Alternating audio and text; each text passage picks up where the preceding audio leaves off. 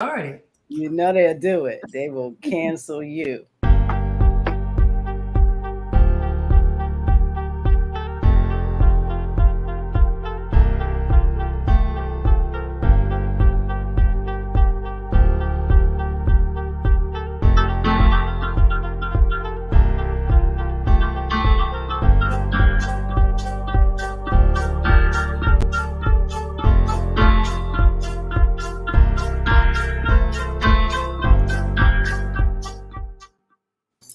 All right, Black Box Radio. We are in the box.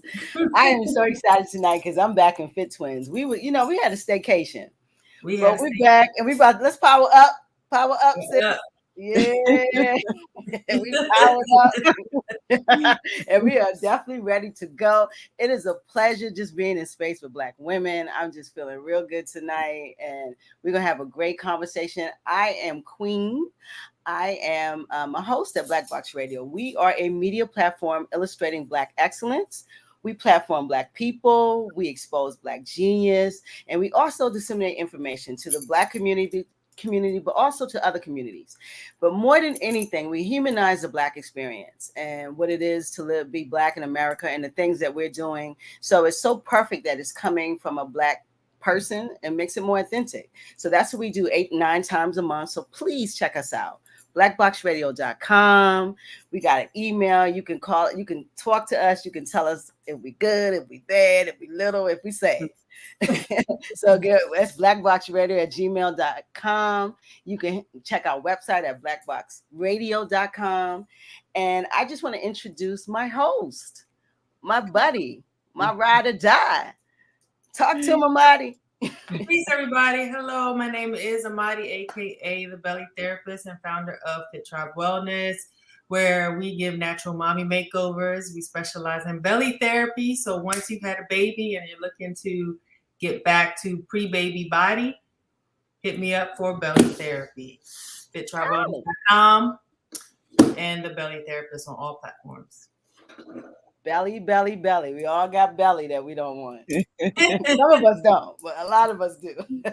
But yeah, so we're the FiTT TWiNz, and Amadi is fit, and I'm the twin. So let's get it. I'm just here riding with her. That's on real. But tonight we're moving. We talk about fitness, we talk about wellness, but tonight we're going to delve into something that we normally don't talk about, and that's fashion. Because if you feel good, you want to look good. Believe that. Yeah. And a lot of times we trying to get fit to look good in our clothes, things tight. I got something tight, I want to get some of these pounds off me, but it's about fashion and how I look at my clothes. It makes me feel good. So tonight we have a fashion creative. We have someone who's doing big things in the fashion industry. She's a Black woman. She got a beautiful smile, and her name is Hiari Strong. Say hi to the people. Hello. Thank you. We are. Uh-oh. I don't know what happened. I don't know what's going on. We lost her. Well, while she hops back on, why don't you introduce yourself to the audience? Okay, my name is Hiari Strong. I am the fashion designer and creator of the LoVe Allie. She's back. I'm back. Something happened, guys. I'm back. Yeah, so, I was just introducing myself that I'm Hiari Strong. The creative and fashion designer of LoVe Allie. Okay, and what does LoVe Allie mean? Well, LoVe Allie was inspired from my grandmother. Actually, LoVe Allie is my grandmother, and she was my inspiration, or the one who I instilled that passion and desire of fashion ever since I was young. So it came from her, the whole interest in fashion. So that's where it started. That's where it started. Was she a fashion lady? Was she fly? Was she giving her style? She had her style. It was, she had this thing about her where she was very comfortable in wearing things from the past, and so she didn't change much, but I just had an affinity for the type of clothes that she was wearing. It was a lot of vintage and older clothes, so it was like appealed to me so much. Yeah, and vintage is definitely in. You know, Yeah, you yeah. always want some vintage pieces in your closet. Oh, absolutely. Absolutely. So you got this. So you started as a young child. You just like looked at your grandmother. You like, this might be something I want to do. I might want to do Yeah. fashion. Yeah, yeah. It was, but it had taken me a while to find that space or how to get started. It took me a very long while to figure it out. Okay. And so when I finally did, and I knew where I had to be or where I was supposed to be, and I just locked in and just kept on pushing ever since. But when did you figure it out? Because a lot of people say, "Oh, you should know what you're going to be at 18." You know what I'm saying? You should know your path. Please, we all fall in a million holes before we might get to where we need to be. So when did you really find out, like, this is what I'm going to do?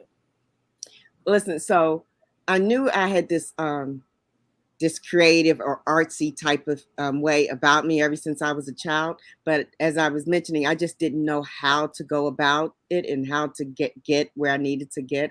So it was in me, but I just had no idea as to how to pursue it. And I think it probably, when I had moved to New York for a couple of years, when I was like 20, 21 or something like that, I was really trying. Then that's when I really knew where I belonged. And so it was just a matter of me just continuously trying to figure it all out. And as I said, it took me probably it took me a long time to figure it out, because it's good if you have someone to direct you and guide you. But unfortunately, I didn't have that. So I had to do a lot of, the work myself and trying to determine what was the best path for me to take. But meanwhile, in the midst of all this, I had to get a job. And so I ended up just working for the federal government. So I was working for the Department of Treasury for many, many, many years. And that's where I ended up. But I knew that it wasn't really where I belonged. Wow. New York is a good place, because I'm telling you, living there, I saw things that I have never seen. Yeah. New York, Yeah. And the things that people put on their bodies and the different cultures. I mean, you're able to, it's a very creative place, a very colorful place. Let's say that. Very colorful. So that's a great place to hone your eye. You start looking at things and all the people around you, even in your own building. All these people coming down, they got different things on. It's just amazing what goes on in New York.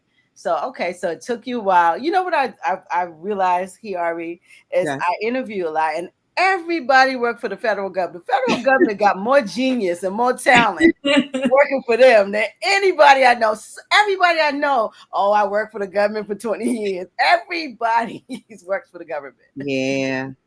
I think in the DC, Maryland, Baltimore area, I think that's pretty much so. We were, well, I know my parents anyway, that was security. Yep. It seems like the graveyard to a lot of talent.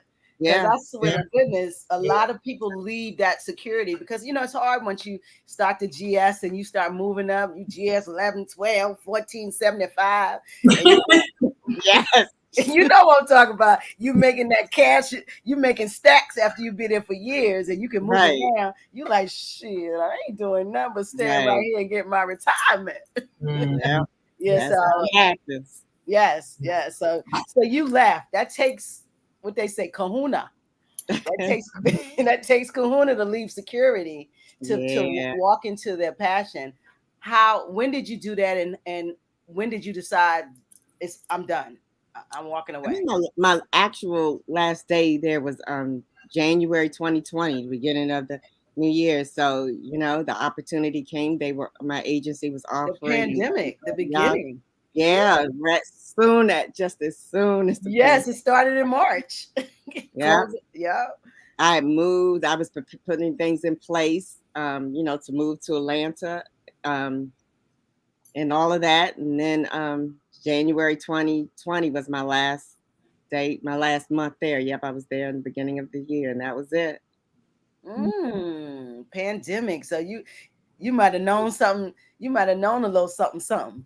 No, actually, I didn't, because I think because I was just new relocating and moved to Atlanta, so it kind of like put me in a little awkward space, because my plans were to go there to get into the film industry to do costume design. So then COVID happened. So with that happening, it kind of like put a pause on everything. Yeah. So I wasn't able to really, maneuver and do what I ultimately have wanted to do and my reasons in going there.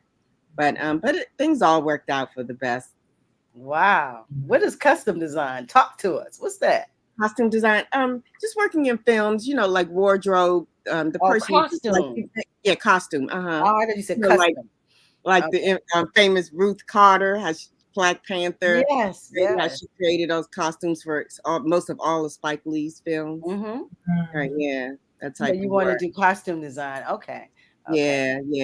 That's what I wanted to do, and then I was there in Atlanta when COVID happened and everything shut down. So it allowed me the space and time to try to master my craft and work on things, and that's just how things happen. And I was wanting to show, I guess, on social media or just to put out there more of my work. So that was ultimately what I was trying to do when I started with this mini collection that I had put together. Because I was already doing fashion vintage, and then I had a storefront in Baltimore. So I'd already done those things. I just wanted to try to build and expand my portfolio to let people know that I'm creative in terms of the whole fashion thing beyond just the vintage and the retail aspect of it, that I was also a designer and I could do all of that. And so that's what I was doing during the pandemic when we was shut down. I just started working on my little small collection that led me to where I am now, doing these fashion shows and and things like that. So one thing just led to another. So expand on or expound on LoVe Allie. What is LoVe Allie? I mean, you told us what the name means, where it came from, and the inspiration behind it. But what is LoVe Allie in terms of the business? LoVe Allie LoVe Allie as a brand stands on individuality and empowerment, and trying to help women, or to try to encourage women to embrace their individuality per se, and just accept themselves as being different, because that has been me all of my life. My style, my dress, everything about me in that aspect has been so odd and different, and not intentionally. It was just who I was by just nature. And so that's more or less the reasons why a lot of what I try to push on to people, or to encourage people anyways, to just be yourself, whatever it is that that makes you feel good.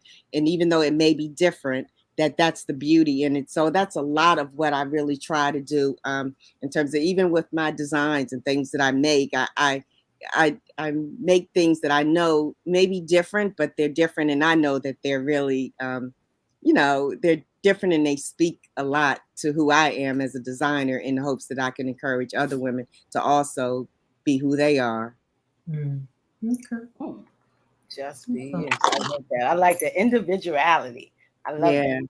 Yeah, that's what I can tell you've been an individual for a while. It just comes across. It just comes across. But you mentioned Baltimore.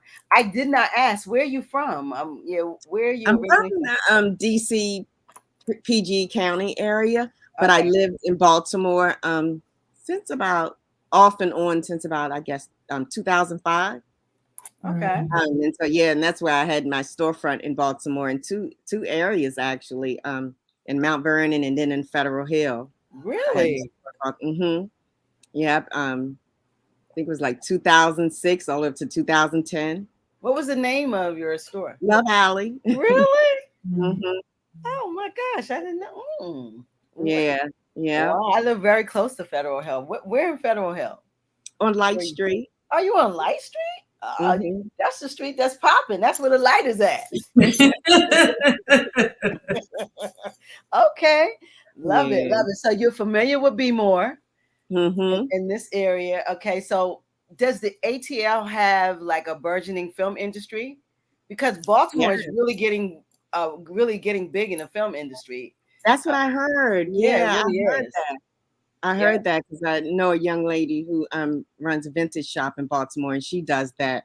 She's working in the film industry in Baltimore. But so because, like I said, when I first moved to Atlanta, I had not had the opportunity to really get out and, and network. But the film industry is big in Atlanta also, because Tyler Perry's studio is in Atlanta. That's right. The So big that's a studios big are there. thing. Yeah. Yeah. Mm-hmm. Yeah. So, Mm-hmm. it is they're always doing filming in Atlanta. So it's a matter of me being able to stay put and really focus on, in that area and making things happen. Oh, okay. Yeah. Well, everything is in the ATL. What am I saying? Everything is in the ATL. So do you like the South or you miss the North? I know you don't miss this cold weather. Well, it gets a little cool in Atlanta, but I like here. I like home. I like home. You don't want to say nothing bad about this area. I mean, let me just say this, and there are a lot of opportunities in Atlanta, I'm sure, and so I have not been there long enough or stayed there long enough to really, really get the complete idea and feel for it. But I do know for certain that my style, I feel like it's there's only certain places that it's a little bit more forward than most styles. And I know Atlanta, I mean, even for here, DC and Baltimore area, I feel like it's a little bit, forward and maybe a little bit too how can I say, I guess I can say odd without being I love trends, but I'm not a trendy person per se. And I think a lot of not that it's bad, but a lot of people follow trends more. Trends, more trend, yeah. And so, and that's not really me. And so, I mean, if I'm in a place like New York or London, then all day, yeah, it's a perfect fit. Yes, you're good. Yeah, you got to find your space. You got to find your tribe down there. Yeah. So let me ask you this: you mentioned fashion shows. What do you like doing fashion shows, or would you prefer to kind of stick with, like you said, the costume designing, photo shoots? Like which setting do you like to work in the most? The fashion shows were good. It was an experience. I think I've actually that first collection that I had put out, I literally spent a year going to different places showing that collection. And I last month, no, 2 weekends ago was the last weekend that I showed it. And I can honestly say it's just a lot of work.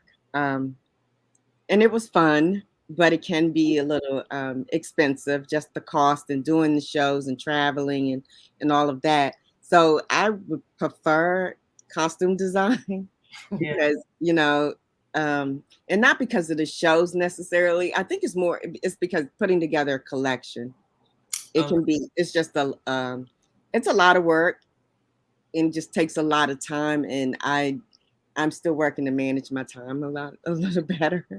Because I can imagine having to get a collection together, being inspired to come up with a vision for the collection, and then finding the models that fit not only the clothing physically, but even the look of the clothing, and then to having travel with them and stuff. So yeah. And then the other thing that's as a creative, things always change, and you sketch stuff, you put things out, you have a vision, and then once you start making it, and then be like, nah, that's not going to work, and then you have to do all these edits, so it changes, and so it's a process. It's really. You sound exhausted. Oh my goodness! You like, I don't want to do no more fashion shows. That's really what you want to say. It's rewarding, though. It's rewarding at the end. Okay. Yes, I can say the process is it can be exhausting. That's one thing that I can honestly say I've learned since leaving my job and doing this. As much passion as I have for this and wanting to do this, I can honestly say that I had to say to myself one day when I just felt like I was just, oh my goodness, exhausted, felt like I just wanted to break down. And I said, you know what? No one said it was going to be easy. And I had to continue to tell myself that and said, okay, I got to keep going, rest a little bit. And once I rested, a little, then I was able to get myself together. But yeah, so that's one thing I know for certain. And I've learned that nothing is going to be easy, So yeah. You got to press on. Yeah. And what you think is going to be easy probably is the hardest, and what you think is the hardest will be the easiest. Right. It's till you get in the process. The process is something, and you got Yeah. to stay in it. It's not easy, but rewarding. Yeah. I will have to say that Hiari is one of the more patient fashion designers and stylists. I mean, I don't think I've ever seen you lose your patience. You might have gotten a little frustrated, but even that, I'm like, I wouldn't have handled it that way. You handled it with such grace. And I'm speaking from the side of like the mannequin side, the model side, I've worked with Hiari, I don't know how many times, so many times over the past, I don't know, 5-10 years or something like that. Yeah. And I mean, because there's her side and there's like the model side where we have to stand a certain way and it's like 40 degrees outside and we got to get that right shot before the sun, and you're just such a delight to work with, Oh, I appreciate that. Listen, I always say there's certain young ladies in Baltimore, and Amadi's one of them, who have always come through for me. I mean, always. When I had to do when I was doing these photo shoots and videos, when I did remember the Coolie High video?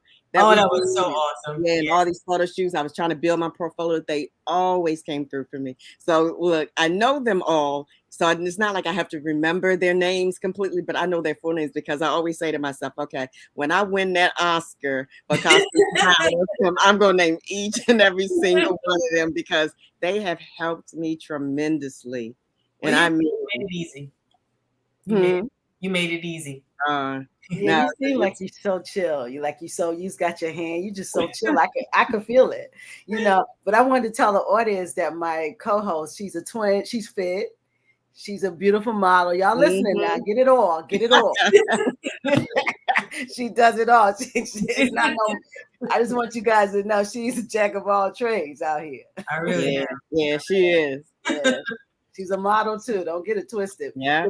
She come and hurt you when them glasses come off and she beat that face down. You better know it. So that's amazing. So you seem really chill and real relaxed. And so this is all the time. This is how you roll. I mean, my son may say different, but I get it a little, I mean, when I was doing these fashion shows and it's such a fast pace, you got to keep moving fast. And there's been moments when it's just been like, oh my God, where I've kind of like have gotten in a certain space and I was like, oh man. And then afterwards, I have to get it together and be like, you know what? Mistakes are going to happen. It happens. And just I'm learning to be okay with things not being perfect. Okay. Yeah. Yeah. And I guess with something fast paced, you have to be like that or things will fall apart. Get your emotions in check and keep it moving. Yep. Wow. That's amazing. Yeah.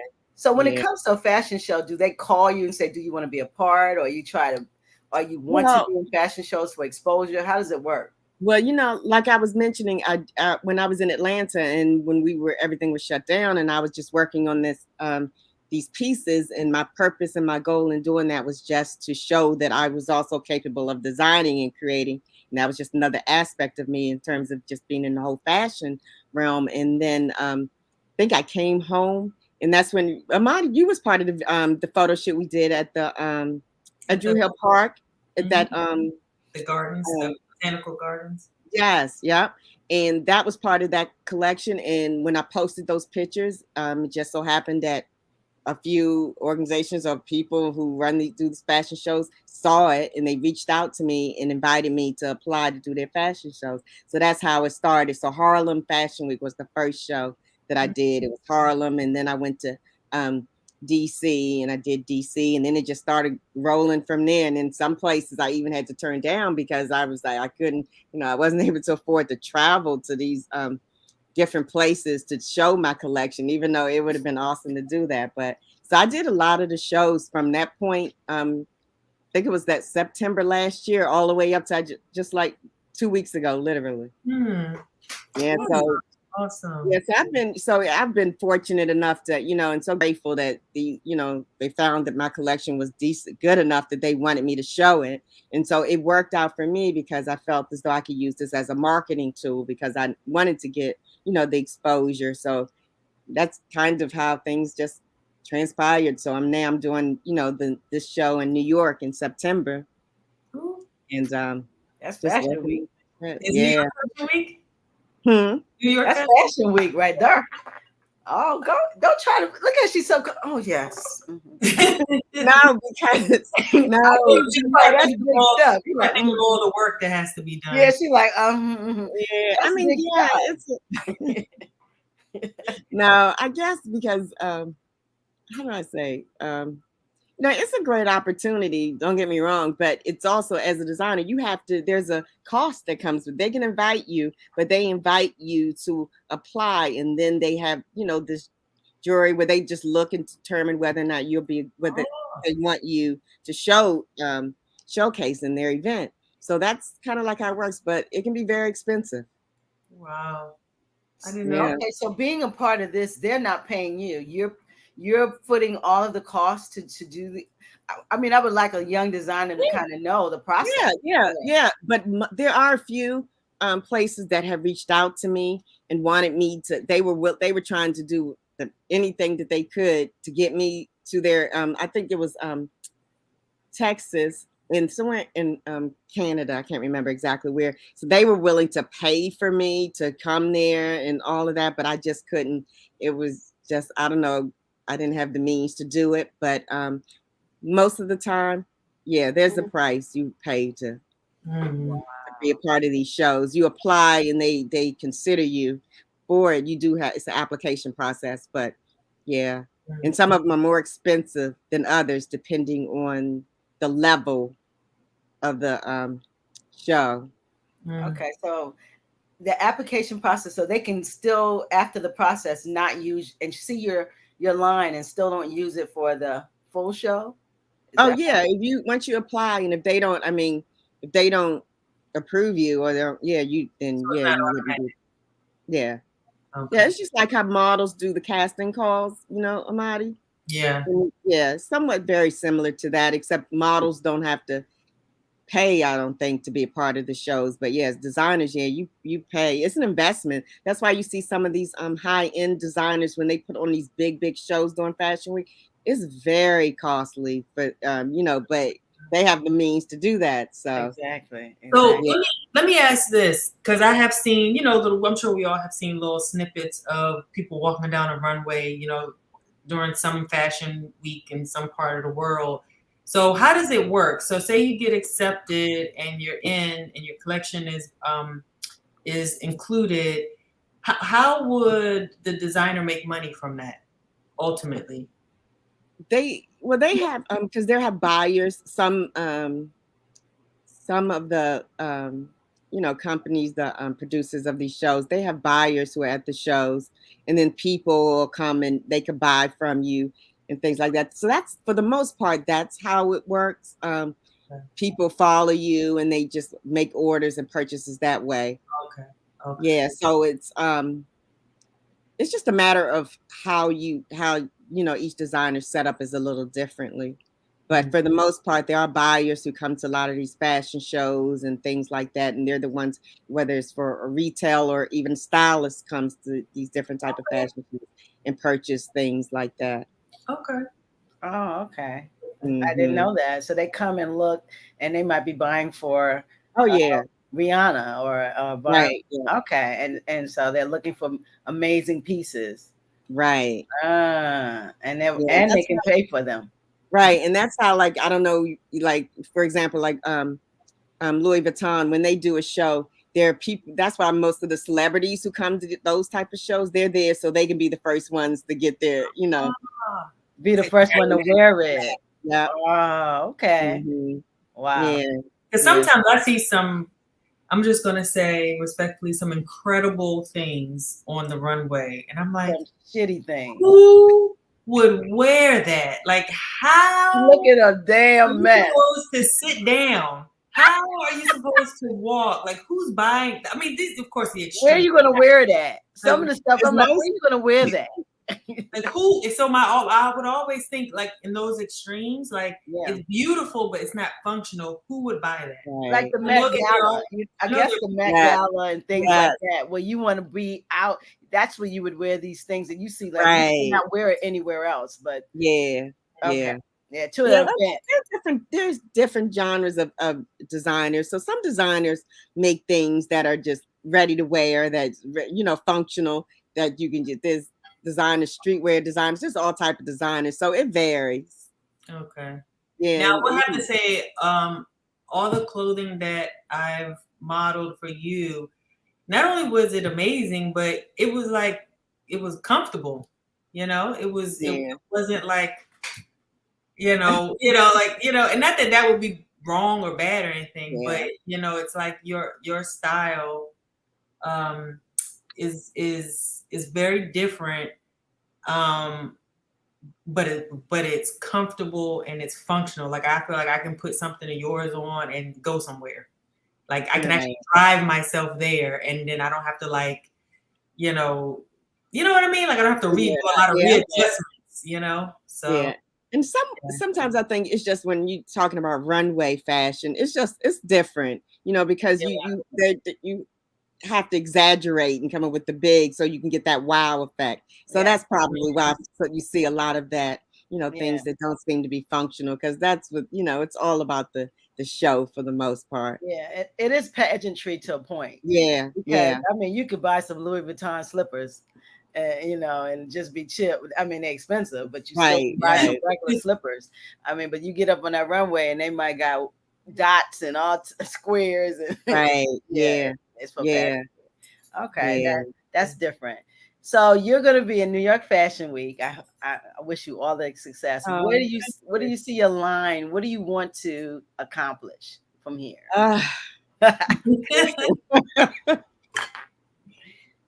Oh my goodness. I just really, honestly, I'm just trying to get out of my head that, that my creations are okay, because I think a part of me is focusing so much on my man. I was so surprised that my first collection was received so well. So you just feel like, okay, is this one going to be just as good? I mean, and during the time when I did my first collection and I showed it and people were giving me all these nice, responses and everything. I mean, it was received so well, and I didn't want to be labeled as being, I'm going to say,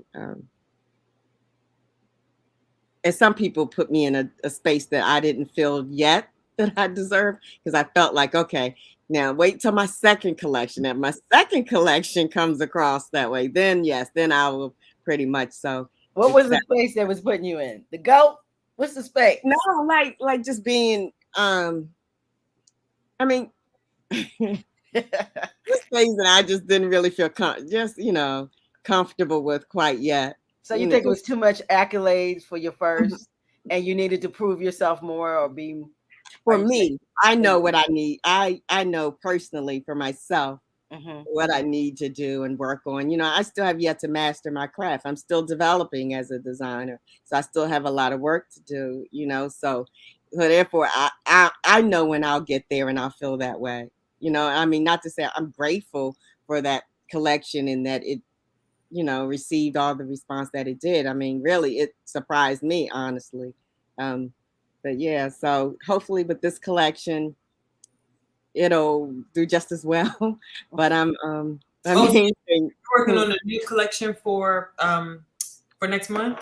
Okay. She gotta go there fresh, shorty. When you ask, she gotta go there fresh and ready to go. Something new. She can't go with that year old. They're like, nah, she gotta hit them something hard. Yeah, I'm going. So listen, I've been trying to get this together and saying my whole goal is to go there to hopefully make some noise in New York. That's what I'm trying to do. I hear that. Yeah. That's if you make noise in New York, so you good, because everybody's coming there to hit it hard, So that. So how do you inspire? If they've been already saying that you're a line, you're a very good designer, you this and that. You said you had a lot of accolades. what inspires you to create now, like the second line? What's the inspiration? You know what? I'm inspired by everything, to be honest. I don't know. There isn't any one thing. I'm a visual person, so I look at a lot of things. I watch a lot of things outside, of course, and so I'm always out, and I could see any one thing that could trigger a design or something in my mind that I'd be like, oh, and I have to hurry up wherever. I have sketches and things all over the place. Really? Yes, and I forget about them sometimes because that's just how it just happens anywhere. And so I'm just really inspired by whatever comes to my mind when I'm out. Nature inspires me a whole lot, when I'm just out and about, just people watching. Yeah. Wow. That's awesome. People watching. Okay. So it sounds like you're more in the space of creation as opposed to, and when I say creation, meaning quote unquote from scratch. I don't really know the vocabulary in the fashion industry, as opposed to vintage styling or styling. You're more so now in a different place. Is that right? Well, yes, for the moment, anyways, until I'm planning to get back to doing my vintage coat pop-up tour starting in October. So I'm getting back to doing that in October. What's it called? Yeah. Vintage what? And coats are warm as I don't know what. I bought one now. Vintage coats? Yeah, coats. Like really? Yeah. Mm-hmm. I love it. You got to do something for us fluffy girls. I see them little shoulders over there. You have to do something for these shoulders. Yeah, that'll work. Vintage coat. Yes, I'm gonna do that. So I'm going back. So I'm still doing the vintage, but just only the coats. I'm doing it I just downsized a lot, and so I'm gonna be probably just doing 3 cities: New York and DC and Philly were the 3 cities. I wanted to do Baltimore. Normally Baltimore has what they call the Baltimore Vintage Expo. And that's where I would set up and do my pop-up there. But I'm not sure if they're doing that this year. Oh, I've never heard of that. Wow. Mm-hmm. They do it 2 times. They were doing it 2 times a year. But when COVID happened, it changed a lot of stuff. But yeah, it's like phenomenal. Baltimore has so many festivals and I mean, that's one thing about this city.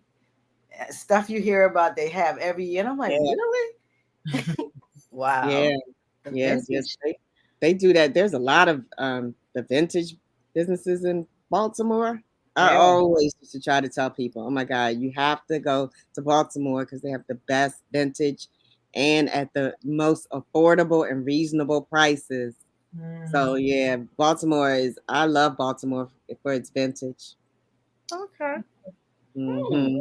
You're telling me something. I live here. I'm like, what? Oh yeah. So yeah, well, there are a lot of vintage shops in Baltimore. I used to do the what is it called? The meetup. I used to do the Baltimore Vintage Meetup where I used to take people who signed up and I used to take them on a tour around in Baltimore at the different, popular or what I thought was the best shops to go shopping for vintage in Baltimore to help people and doing that. And yeah, that was always fun.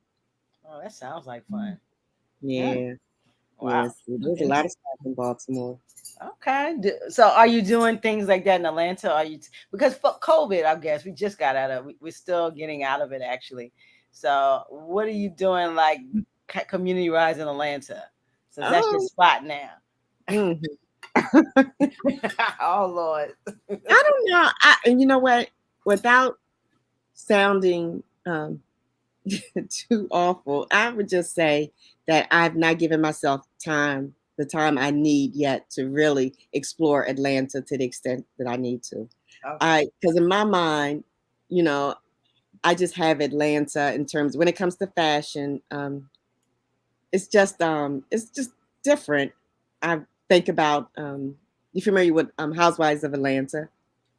Seen that before. So that's kind of like some of the women in their style. That's the style of a lot of women there. So name brand and things like that they're big on that type of stuff, and so doesn't mean I can't go there and change things up a little bit and give them a little bit of because I think what's her name, Eva, what's her last name, the young lady who she used to be a model. Yes, she hosted when I did fashion show in Cleveland. She hosted that show, and she seemed to be, I mean, you can tell when she was reading my bio and realized that I was from Atlanta. I think she thought that I lived in Atlanta. I guess she thought that I was from Atlanta, but I think she could tell once she saw my my pieces. You're not from Atlanta. No, Atlanta. But every place has its own vibe, and and I appreciate it. But mine's is just different, I think. I think mine's just different. So I'm not sure if Atlanta is my market for my designs, but I do know that the film industry was my main reasons for even trying to. Okay, you're being really nice to Atlanta. I hear you. You're really picking them words. I love that about you.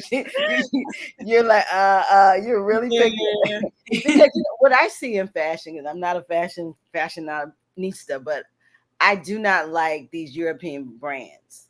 Honestly, I think they're overpriced and they're not well thought out. They're just, and a lot of stuff they've taken from other people and made it and put it and made it like, I don't want to get you in any trouble, but that has happened. And because of course that's the European way. They see other people and they're able to mass produce it faster and get it out there. So a lot of these brands, they're overpriced and we spend a lot of money wearing other people's names.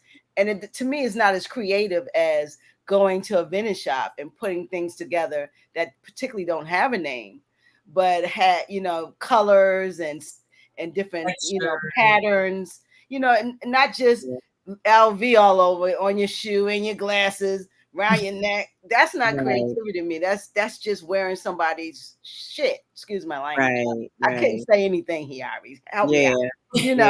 That's just wearing somebody's stuff. But I think real fashion, I saw this lady, she had big red glasses on Instagram today. I don't know if she was on the reel. And she said, fashion is... This is how she was talking. She's chilling. She's like, fashion is something that comes from inside. You can't just buy it. It's inherent. And it has 600,000 views. I'm like, I knew that lady. So, but that's what she said. And it really struck a chord. I think that's what fashion is being able to invent something, not just wear people's names. In other words. Yeah.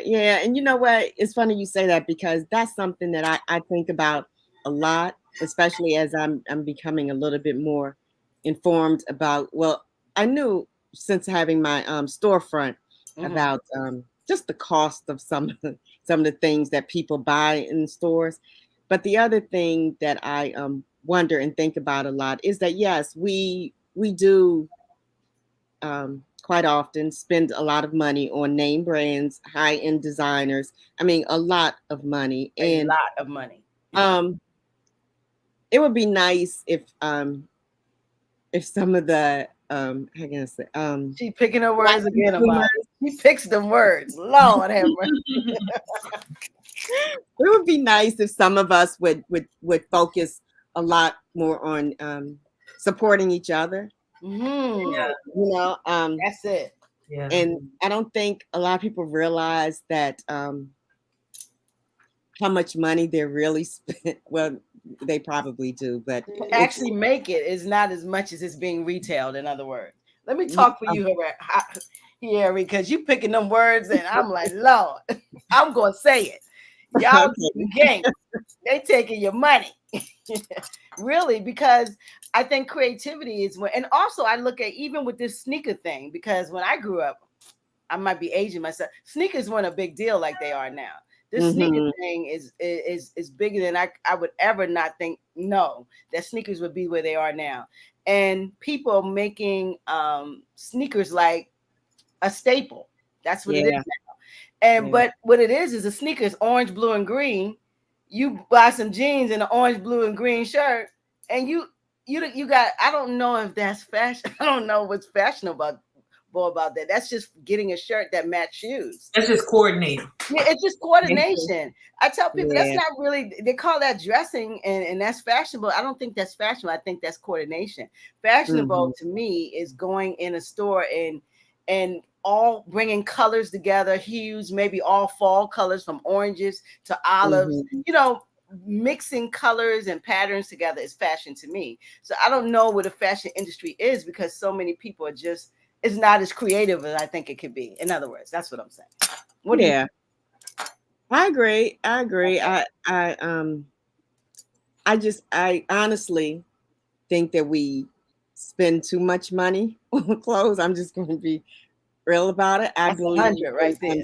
Sustainability, and I just feel like that's one of the reasons why I was trying to push vintage so much, was because I'm like, not only is it phenomenal, when I mean phenomenal, the creativity and the art and the craftsmanship and some of the stuff that you can get is just unbelievable compared to, the way things are made now. Of course, it's different because everything is all about, just reproduction and fast fashion. So that's just one of the things that I guess I'm really, really big on. And even when I do make my designs and create pieces, I only make one of one because I don't want to have multiple of one look and everyone one, because everyone would be wearing the same thing. And I'm one that just loves and pushes individuality. That's one reason. And the other reason is because I'm trying to do my part as best as I can, for the earth, just to be sustainable as I can be, just the environment. People, we spend so much money on these clothes and, and just the importance of just recycling is just a thing that I try to do myself personally, and healing to the earth. Which is healing to the earth, which is in alignment with Queen's monthly. Month exactly.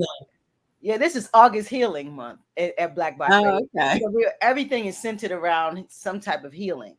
And what you just said is a lot of what we're doing in fashion and what people are doing is we're spending all of this money on fashion, and the fashion is being reproduced, and we're depleting the earth resources by all of these clothes and the way that they're made and the production of clothing, and no one thinks of that. And so I like what you're saying is being able to recycle things and also have sustainable. You can have sustainable fabric. That's important to the earth. And we have to understand that, we don't wear clothes every minute of the day. It's not that important. I had to learn that though. I was one of them clothes freaks. I got too much now. Oh my gosh. But I had to really grow out of that. But sometimes I see a lot of people who buy clothes that I know is not for the clothes, it's for their own self-esteem. They're presenting and they have to have this presentable, and it's because they're either stunting, flossing. It's something they're doing outside of healing what's going on inside. It's all outside. And so I don't want to kill the industry, but a lot of what people they're not buying, they are buying because it's a fad or trend or whatever. But a lot of it was because they don't feel good about themselves and clothes make them feel better. Yeah. I was one of them. Yeah. Clothes being fly made me feel good. Yeah. Well, my fly, it didn't have to be fly. My fly, I felt that, and I had to have all of this stuff, but it still doesn't fix what's inside. And if you fix what's inside, you can wear holes in your clothes and you keep it moving. Right. That's true. So self-esteem to me had a lot to do with why I spent so much on clothes. Okay. That's the truth. That's being transparent. Right. That's interesting. Yeah. A lot of people, but I can see, a lot of us fall into that. Yeah, I definitely understand. So they're just buying stuff, but sustainability is very important as we're killing the earth with the way that we're living, killing it. Yeah, the earth and just a lot of things. The people, the sweatshops, people who have to make just all around. It's just a lot. And I know sometimes, it's easy not to, focus on that because you don't see it firsthand. But trust me, it's affecting all of us. The water, the air. Yes. Yeah. Yeah. Yeah. I completely agree. The waste, the landfills with all the clothes that the people, you should. Oh, Place in New York where they had, you just wouldn't imagine all of the clothes, and it's just a lot. I've seen some this big warehouse where I think they just I think a lot of the thrift stores like in New York, it's this big space that I had walked past once, and I mean they have volumes and volumes of just rags, and it was just all in a piled up. So just imagine. Where's that going? How's it being disposed of? You know, and burning some material is toxic. Yeah. You know, because I'll be honest, I put some clothes in my fireplace. I was like, "Ooh, what are you doing?" Listen, I'm one of them people. I tells it all. I sure did, because I wanted to see if we can start my firewood faster. You know, listen.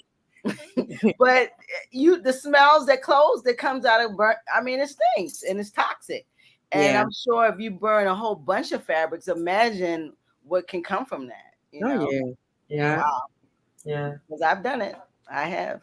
Let me ask a question. It's totally not related to what we're talking about, and I don't mean to change the topic, but you made a good point about how so eloquently how Atlanta might not be receptive to your style. Mm-hmm. Where are some of the places you think, whether if it was just in your travels or actually doing a fashion show, photo shoot, wherever, do you think London? London. She said New York and London. She said New York and London. That's what she said. Yes. Yeah. Okay. Yes. London and New York. There's so many people, but yeah, definitely. Yes. Absolutely. 100%. Yes. Have you thought about moving to either New York or London? Yep. That's why I'm doing the show in September in New York. That's going to be the only show I've committed and promised myself that I'm not doing any other shows except that one, because then I'm going to take time away to refresh, replenish, and put my plan together and figure out my next steps, because I really have to do that. So yeah, so it's something that I'm really considering. Okay. Yeah. I think you'll do well there. I think you'll do very, very well. So we'll see. You gotta get your coins together. I know. Yeah, New York ain't for the weary. Oh, let me tell you. And what do you think what do you think is based on your experience the I don't know, top couple easiest things about working in this industry, and the top hardest or more challenging things of working in the industry? Oh, great question.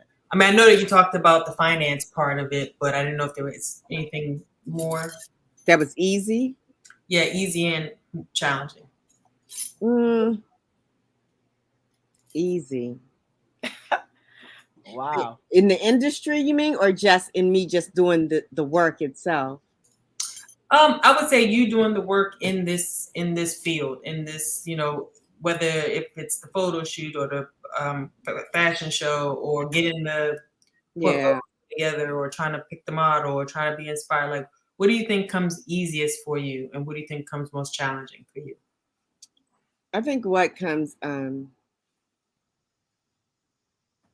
easiest for me is probably the creation part of it, especially if I'm in my solitude, if I'm in my own space, and it's just me, and I don't have any distractions. Then that the creative process is probably the well, let me not say the excitement that I feel, and the passion that I feel about it when I'm first come up with an idea. So that part of it is probably the easiest. I won't say the process, because the process can be it's a lot depending on what I have to do and what the project really calls for. But yeah, so that probably is the easiest.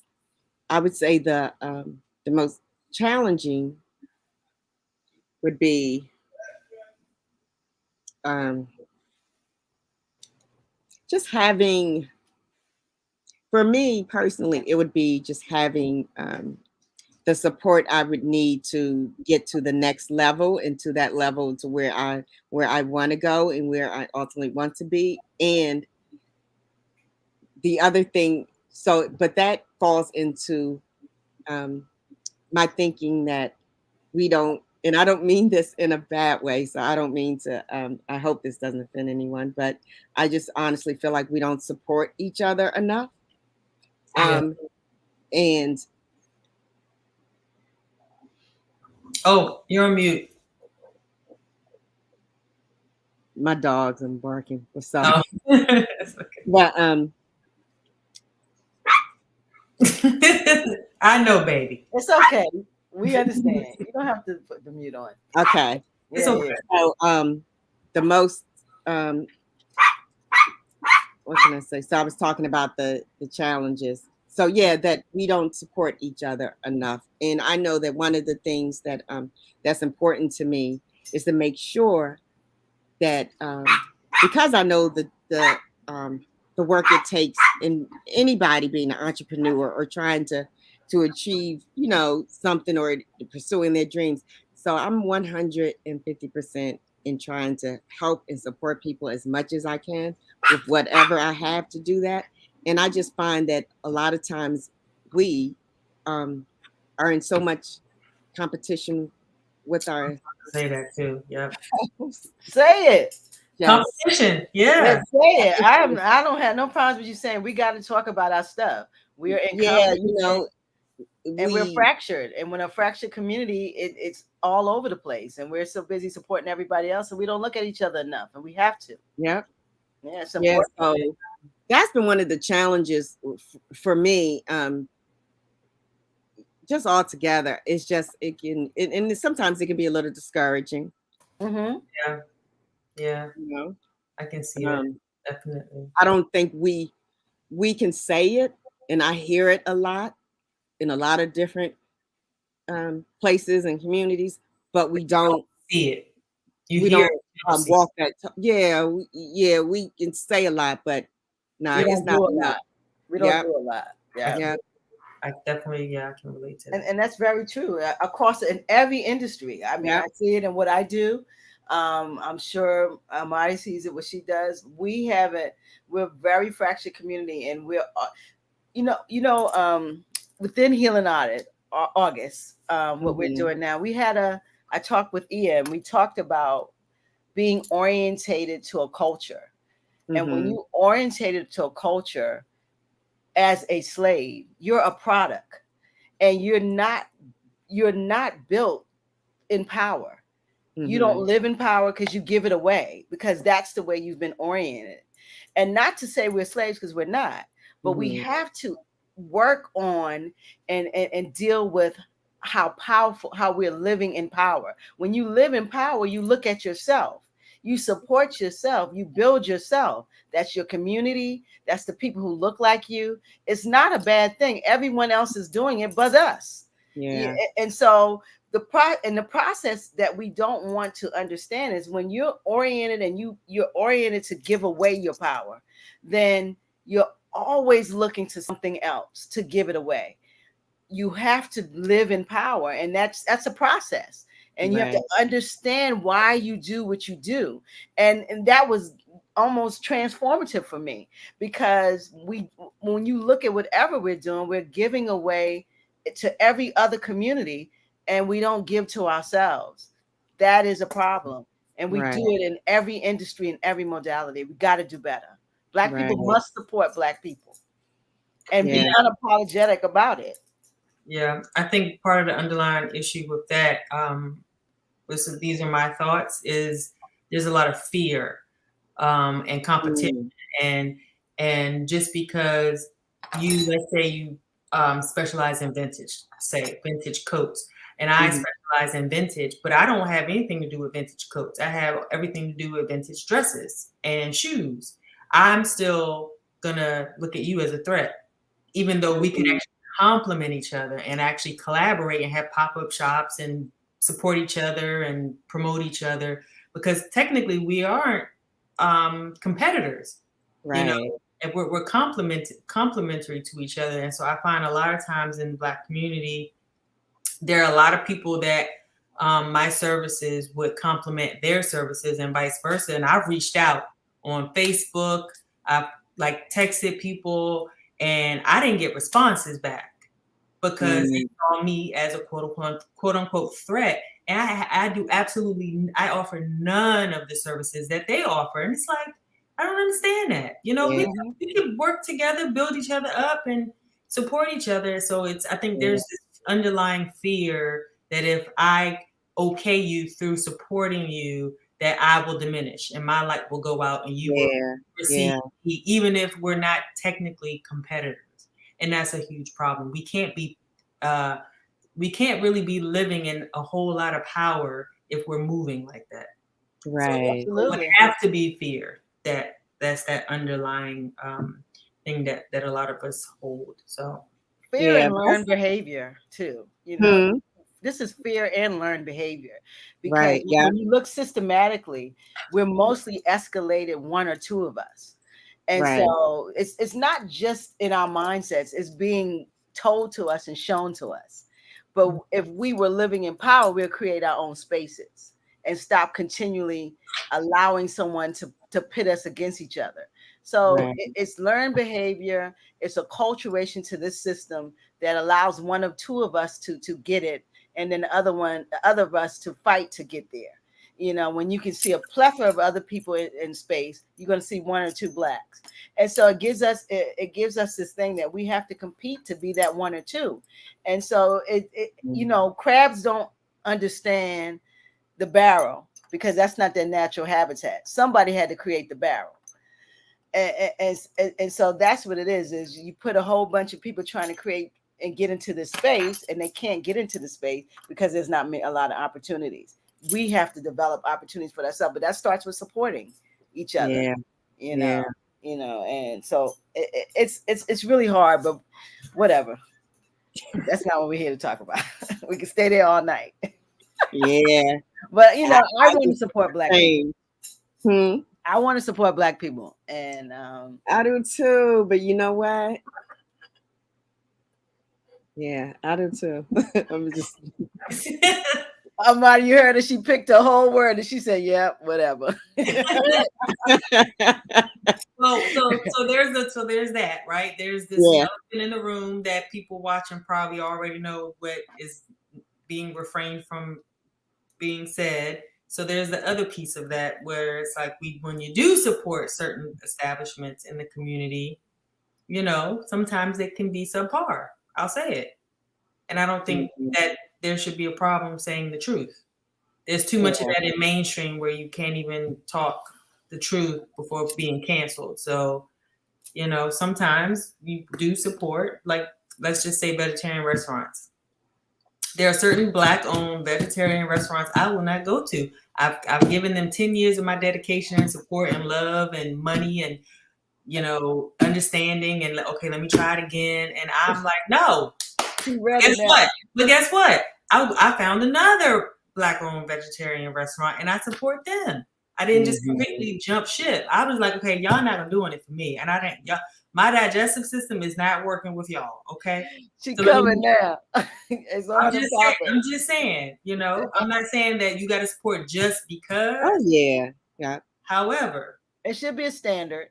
You know, it should be a standard, but I think I don't want our standards to be compared to other communities. A lot of times our standards start in something that has more resources and more space to grow or even to manifest. So you're right. We got to have a standard of how we deliver our service too. That is important. That is important. So what's the vegan restaurant did you go to? I'm not saying none of that. That you're going to.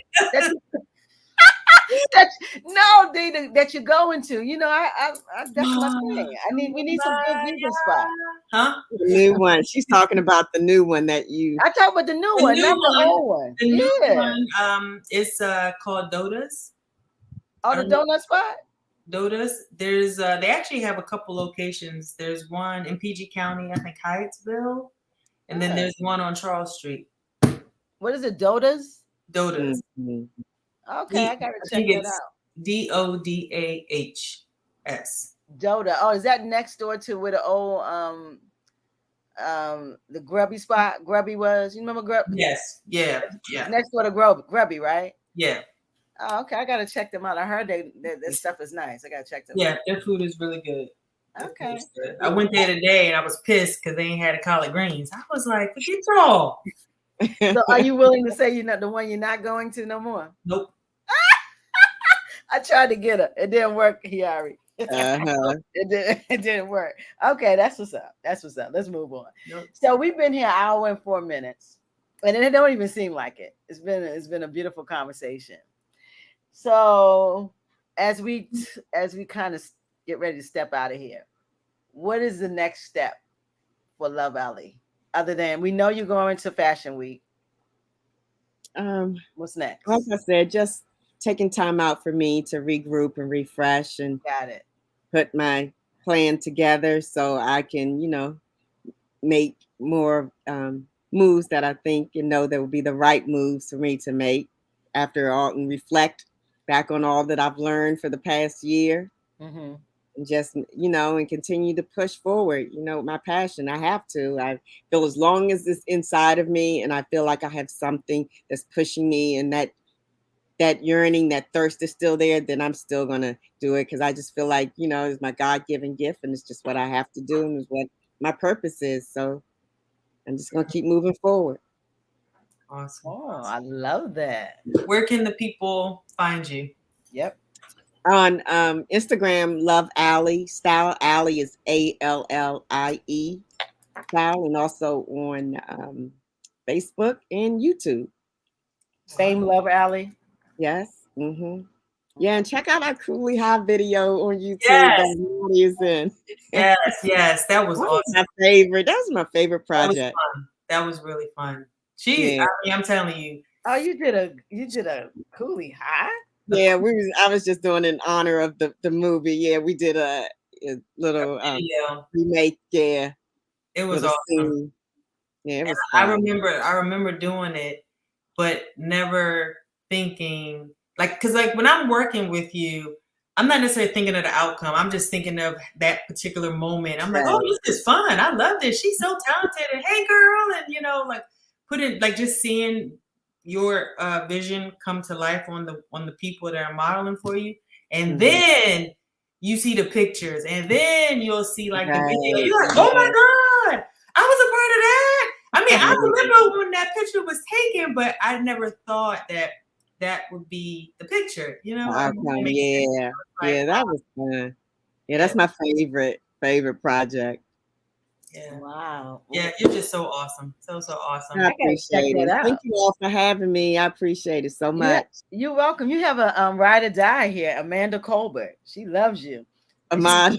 Amanda. Amanda is just Amanda's a ride. She done left and came back. I love you, Amanda. She out here. She's a great interview, ladies. Love the chill Hiari. That's my girl.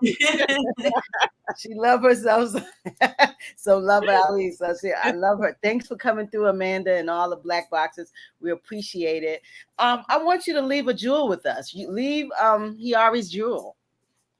Leave something that inspires us, something that comes from you. Okay. Well, this is one thing that I've shared before, and I could not even say it anymore than I've said it multiple times, but I know that I was in a job for 30 something years that I was terribly unhappy in. And I knew that there was something else for me. So now I'm living in that space and I could not be more fulfilled. And I cannot it's beyond even explanation. I can tell you, even though, financially, I may not be where I want to be, but that doesn't matter. It's just a feeling that I cannot even explain. So it's one thing that I will always say to everybody or, to anyone, pursue and do what makes you happy in this life, because you only have one chance to do it. Don't put a dollar sign on it. If it's something that makes you feel whole and it fills you every day, then that's what you're supposed to be doing. So I'm definitely one that's big on pursuing your passion and your dreams and whatever makes you happy. Awesome. Yep. I love that. And I second that. So yes. I third it. You third. I mean, that is it.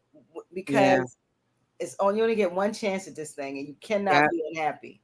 Yes. So that right there is the jewel of the night. Yes. That is the absolute jewel of the night. Anything else you want to say to our esteemed guest, Sister Amadi.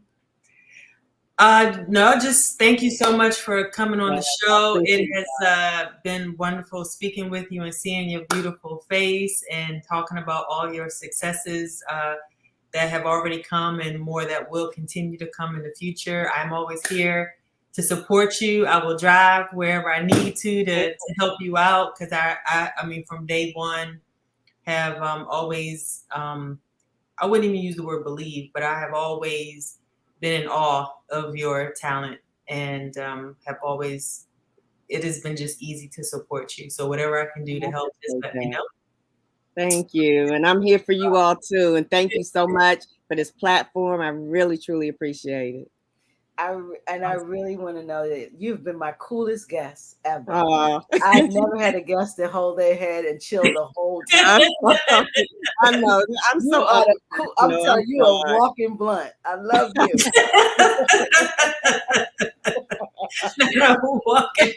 Real talk, you have really, really been a pleasure. I cannot wait to see what LoVe Allie does, because I know that this is your passion and you're going to continue to pursue it. And I just really appreciate you coming on and talking about fashion. It is something that will heal also, because we always want to look good and feel good. Right. So, yeah, fabric is definitely therapeutic. So bless you. Thank you. Not good luck. Kill them in Fashion Week. Kill them. Knock them down in September. Yeah, knock them down in Fashion Week and come on back and tell us how it was. So, okay, I will. Thank you. You're welcome. Bless you. All right, bye-bye. We out here. We boxed up and out. Can I get some deuces, ladies? Black women are out. Peace. Hey. Amadi, I'm going to win.